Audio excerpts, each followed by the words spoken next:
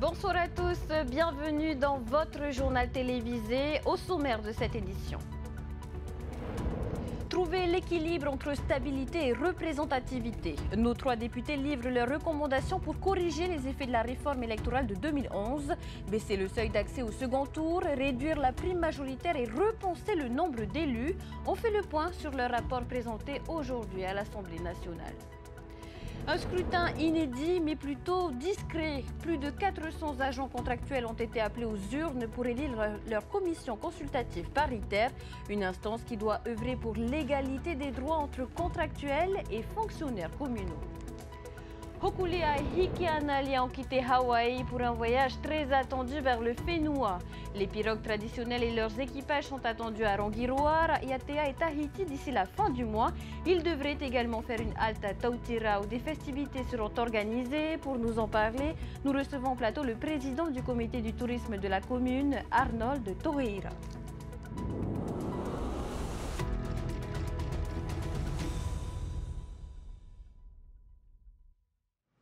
Le mode de scrutin mis en place en 2011 est efficace mais perfectible. C'est ce qui ressort du rapport présenté par nos 3 députés à l'Assemblée nationale. Le cœur du dilemme, préserver la stabilité tout en favorisant la diversité politique au sein de l'hémicycle à Tarahoy. Les détails avec Laure Philibert. Notre Assemblée de Polynésie française doit pleinement être le lieu du débat démocratique où plusieurs partis politiques portant la voix des Polynésiens doivent pouvoir s'exprimer. Comment améliorer la représentativité au sein de l'Assemblée de la Polynésie, assemblée qui élit le président du pays? La mission flash sur le mode de scrutin menée par les 3 députés du Whenua, à l'initiative de Nicole Sanquer, a rendu son rapport ce mercredi face à la délégation des Outre-mer de l'Assemblée nationale. Tous considèrent que la loi organique de 2011 tient ses promesses, mais qu'elle est perfectible. Les propositions de notre rapport visent à ajuster le mode de scrutin sans en trahir la logique fondamentale. Il s'agit de conserver l'esprit de la réforme de 2011, dégager des majorités claires, tout en corrigeant ses excès. Nous avons voulu ouvrir des pistes, faire vivre le débat, corriger les déséquilibres. Et la vérité aujourd'hui, c'est que le mode de scrutin de 2011 a stabilisé nos institutions, mais au prix d'un déséquilibre démocratique. Au fil des 67 pages, un consensus se dessine pour sortir de la bipolarisation de la vie politique locale et 3 recommandations ressortent. Diminuer le seuil d'accès au second tour pour favoriser le pluralisme, réduire la prime majoritaire et poursuivre une réflexion sur la baisse du nombre de représentants à l'Assemblée. Un consensus semble se dégager autour d'une réduction de 33 à 25% de la prime et d'un accès au second tour de 12,5 à 10. Donc on est vraiment sur des petits ajustements pour améliorer le système qui a le mérite quand même d'avoir assuré une certaine stabilité qui est incontestable depuis quasiment 12 années maintenant. Après, c'est sûr c'est toujours cet équilibre qui est délicat et qui est ténu entre gouvernabilité et représentativité. On a nous-mêmes prêté le flanc pour une réduction drastique du nombre d'élus, puisqu'on est passé de 80 à 60, puisqu'il y avait les 2 collectivités. Et aujourd'hui, je peux vous assurer qu'on le paye plutôt cher et que ça se traduit quelque part par de l'absentéisme dans les représentations et une perte de crédibilité générale. Le rapport présenté est adopté à l'unanimité et pour lui donner plus de visibilité, la mission flash est transformée en mission d'information. Le texte servira de base de réflexion aux forces politiques locales pour définir les contours de la loi électorale améliorée.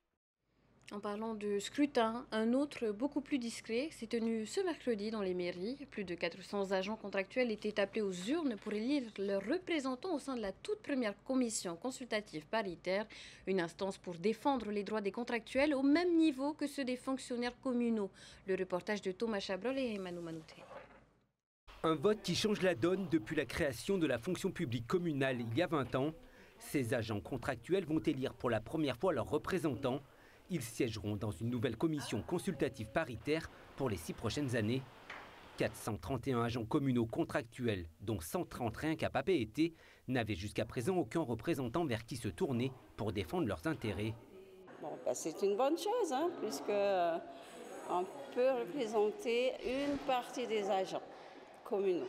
Il faut qu'il y ait une protection, quels que soient les besoins. Genre, par exemple, sur l'emploi, la formation. C'est très bien aussi pour la mobilité. On n'en a pas droit à la mobilité.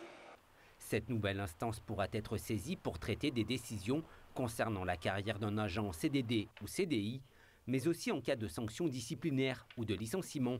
Chaque cas sera examiné par la commission dans laquelle siégeront le TAVANA, mais aussi les représentants syndicaux. Ce qui va changer, c'est une certaine impartialité dans le traitement des dossiers disciplinaires, parce qu'à l'heure actuelle, les maires gèrent l'intégralité de la procédure pour les contractuels, ce qui n'est pas le cas des fonctionnaires. Les fonctionnaires ont une commission qui garantit une certaine impartialité.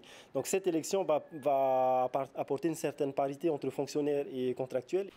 Pour les 3 syndicats en lice dans cette toute première élection, l'objectif est de garantir les droits des agents contractuels avec leur statut bien particulier.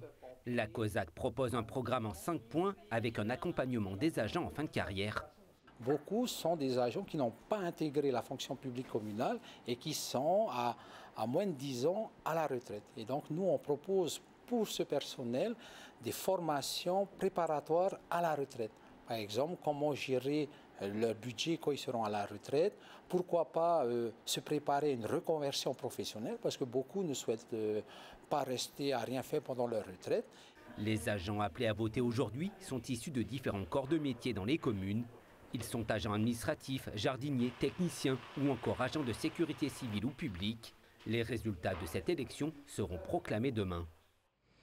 En bref, la procureure de la République a annoncé ce matin aux médias l'ouverture d'une enquête sur des soupçons de vente de tortues au sein de la station de Polynésie la Première à Pamatay, une affaire qui a fait la une de la presse locale ce mardi.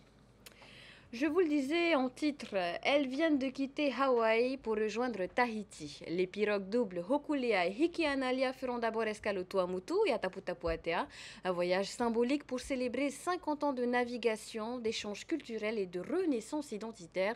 On revient sur les temps forts de ces passages ici avec Davidson Bennett et Tauhiti Taunuamusan.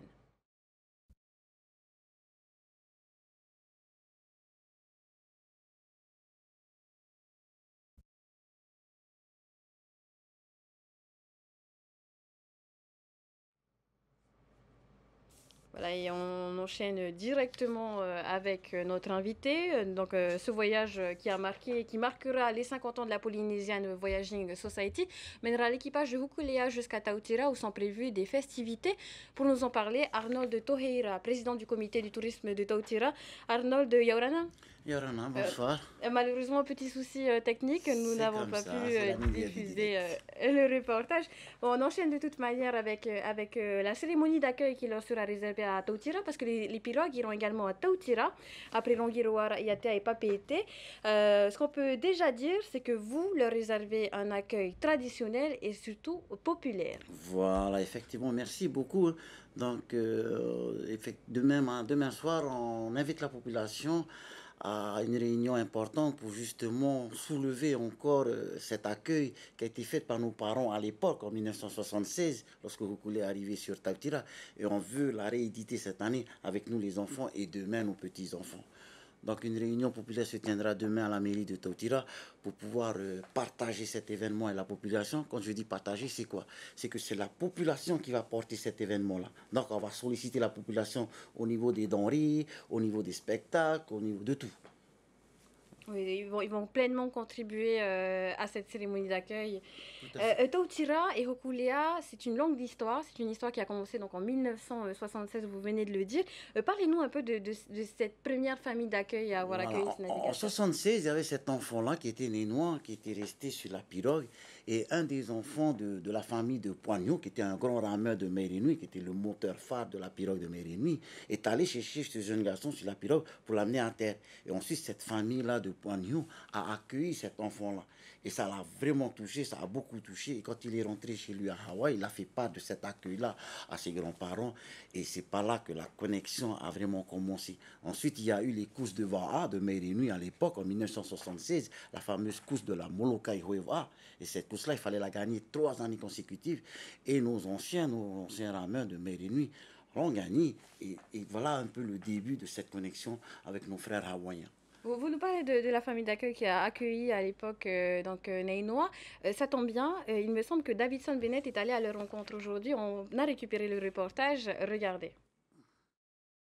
Partis de Hilo, chef-lieu de l'île de Hawaï, Hokulea et Hikianalia vont naviguer sur une route ancestrale qui relie les peuples du Pacifique, Te Ara et Tahiti.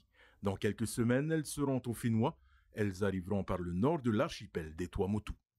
Ils arrivent d'abord à Iroa si toutes les conditions météorologiques sont réunies. Alors, il y a Tea, Tahiti, il y a des communes qui vont les recevoir comme communes associées de Te Vaiuta. Il y a Moorea qui les reçoit avec Puatitia.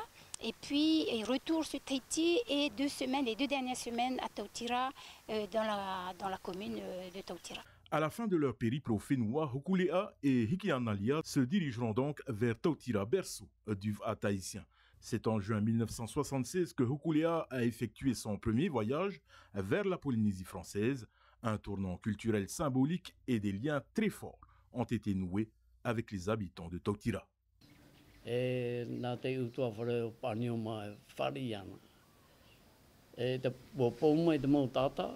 C'est la famille de Puanhio Tauota qui a accueilli les membres d'équipage de Hokulea. Puanhio, lui, était resté à bord, c'était son cas. Le chef Nainoa Thompson décida alors de faire descendre Puanhio à terre. C'est un enfant qui est allé le chercher. Nainoa était subjugué par l'accueil qui leur a été réservé. Et lors de leur retour au pays, à Hawaï, Nainoa est allé rencontrer sa grand-mère et lui a demandé de dire à son père, M. Thompson, de recevoir tous les rameurs de Mairinui à leur tour. C'est ainsi que Mairinui a participé en 76, 77 et en 78 à la mythique course de Molokai. C'est ainsi que les liens forts se sont créés entre Mairinui et Hokulea.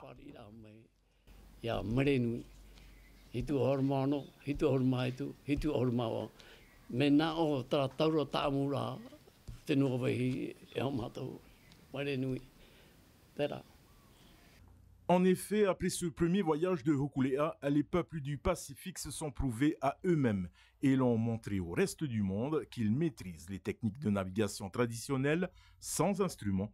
Les 2 pirogues sont la preuve du savoir-faire des Tupuna et permettent une prise de conscience identitaire pour un bon nombre de jeunes Polynésiens.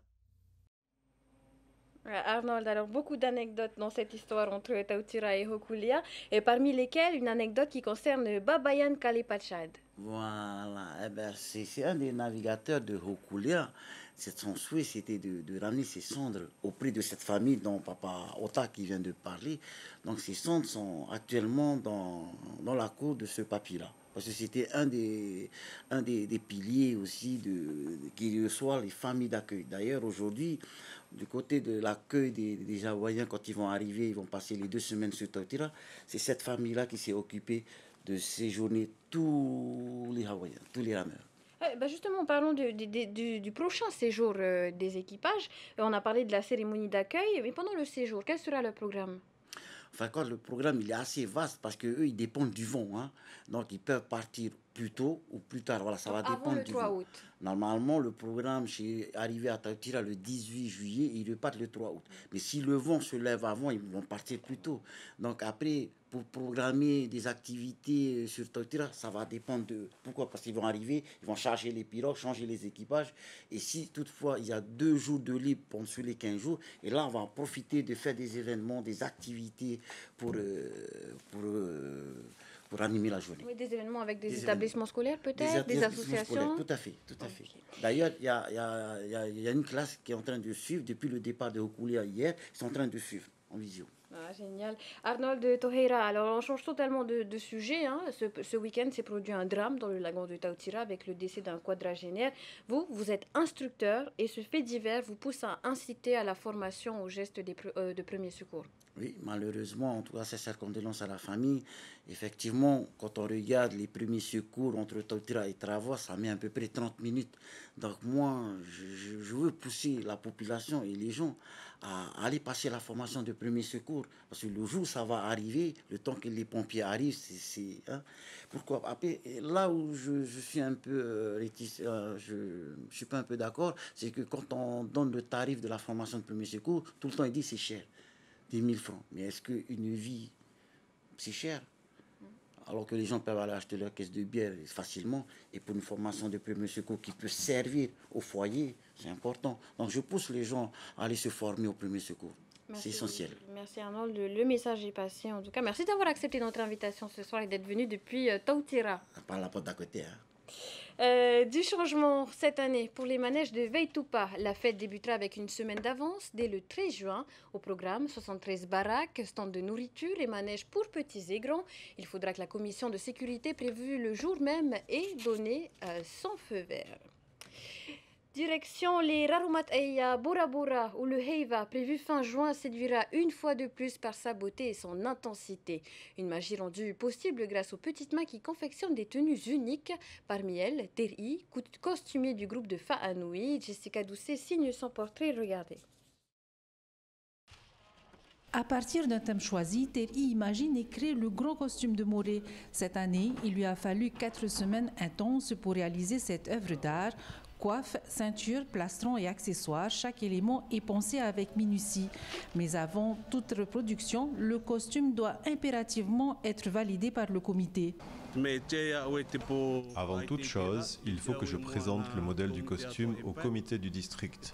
Il faut être capable d'expliquer le choix de chaque élément qui constitue le costume. Ils ont énormément de questions sur le sujet auxquelles il faut apporter des réponses. Et s'il est validé, on peut commencer. Dans la troupe de Fa'anoui, chaque danseur, musicien et choriste confectionne sa propre tenue. Terry se rend disponible chaque jour pour conseiller, guider et aider les membres du groupe. En période de Heiva, sa vie tourne entièrement autour des costumes. Je suis disponible du lundi au dimanche pour tous les membres de la troupe. On va dire que pendant cette période, je n'ai plus de vie. Tout va tourner autour des préparatifs du Heiva. Je suis ici dans cette salle de 9h à 23h tous les jours. On va dire que j'aime ce que je fais et qu'en plus de cela, j'aime partager mon savoir à la jeunesse. Un travail d'orfèvre, une passion exigeante et peut-être à la clé les prix du plus beau costume, mais pas question de dévoiler les détails. Terry garde le secret absolu pour mieux surprendre le public le soir du spectacle.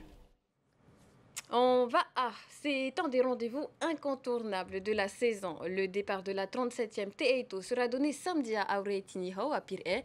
Cette édition compte plus de 800 inscriptions, toutes catégories confondues, et comptera plus d'une centaine d'étrangers du Brésil, de Hawaï, de Nouvelle-Zélande ou encore de Norvège. Sur les courses rennes, les dames et les juniors s'élanceront sur un parcours aller-retour entre Taoné et la Pointe Vénus. Les meilleurs rameurs s'affronteront sur un parcours entre Taoné et le Motu-Martin. On écoute les précision du cofondateur de l'événement, Charlie Meitere. Il est au micro d'Oriano Tefo. Sur les parcours, on a été obligé de le modifier. C'est que la réglementation du pont nous interdit de franchir la passe de propriété pour la course. Donc, on respecte la réglementation. Donc tous les départs se feront sur Pirée et en direction de la Pointe de Vénus pour la catégorie des femmes, des juniors et des masters. Pour les Tane, les Open, ils iront contourner le Motu-Martin. Bien sûr, si les conditions météo le permettent.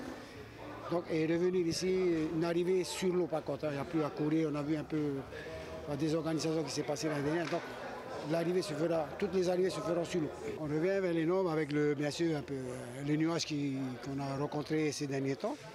Mais je pense que petit à petit, le monde du VAR se retrouve. Passionné lui aussi de sport nautique, l'icône du surf français sort du silence. À 37 ans, Jérémy Flores révèle son combat contre une tumeur au cerveau dans un documentaire bouleversant, Dos au mur, signé Julie et Vincent Cardazic. Maria Mistriti, 2012, père de 2 enfants, le Réunionnais pensait que ses douleurs venaient de ses nombreux accidents de surf. Mais en 2022, le diagnostic tombe, tumeur cérébrale. Opéré en urgence, 90% de la masse est retirée, reste un 10% sous surveillance constante. Aujourd'hui, Jérémy vit au présent avec l'espoir que cela dure le plus longtemps possible. Un documentaire à retrouver bientôt sur Canal+. Et puis cette information de dernière minute, Montpellier et les îles sous le vent sont placés en vigilance orange pour forte pluie. L'EHC, le Haut Commissariat, invite à la prudence. Le tour de l'actualité est terminé. Poursuivez votre soirée sur TNTV avec votre magazine de 0 à 100 km/h avant de retrouver les grandes signatures. Thierry Nouy Pahouiri Philippon vous propose un tête-à-tête exclusif avec Igor Leontiev. Et pour les passionnés de ballon rond, rendez-vous demain matin à 8h50 pour suivre en direct télé Espagne-France en demi-finale de la Ligue des Nations. Agréable soirée à tous, à demain. Retrouvez ce journal en replay sur notre site internet et notre application mobile TNTV.